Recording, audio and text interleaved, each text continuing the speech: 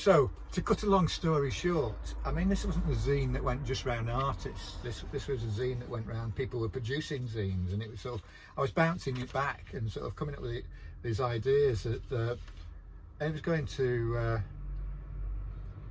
you know, people who are investigating Earth mysteries and that, and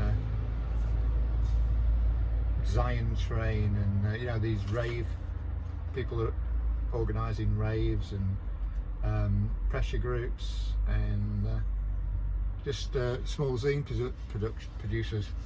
So 1998 is when I did this thing about England being a witch.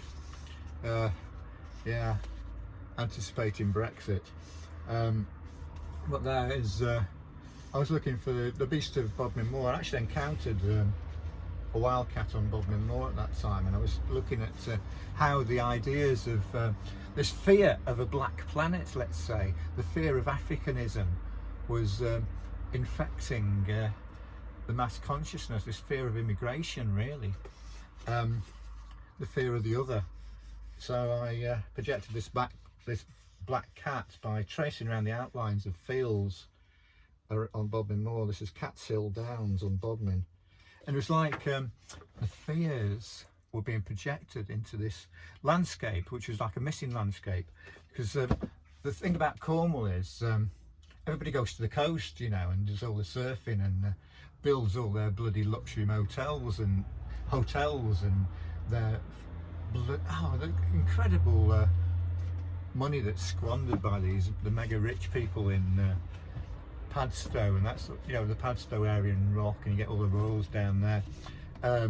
Whereas in the sort of centre of Cornwall, like we're you know, we've got rural poverty while all this lot's going on, and all the money sort of comes out of the area anyway.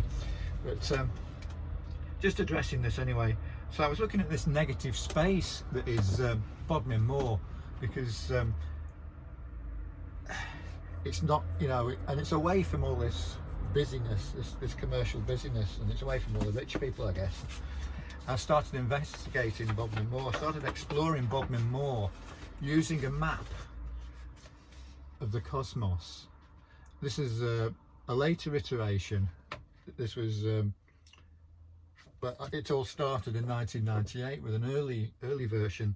And then between me doing that early version and this version, like I say, I was in touch with all these people who New Age beliefs that were being developed, this reinvention of Celticness.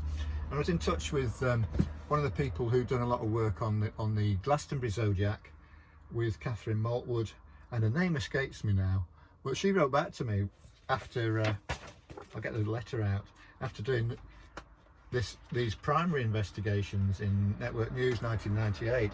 She says, you know, you really want to get an artist involved in this. You know, Catherine Maltwood was a proper artist.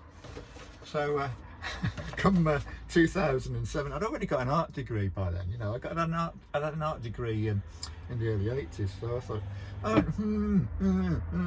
so I thought, oh, I better spend a bit more time on this. You know, not just sort of put a bit more effort into it.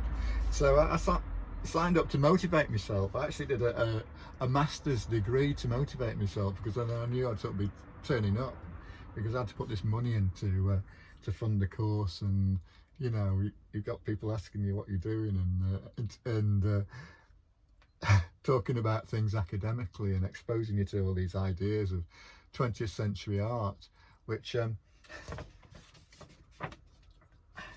yeah, which they do in art schools.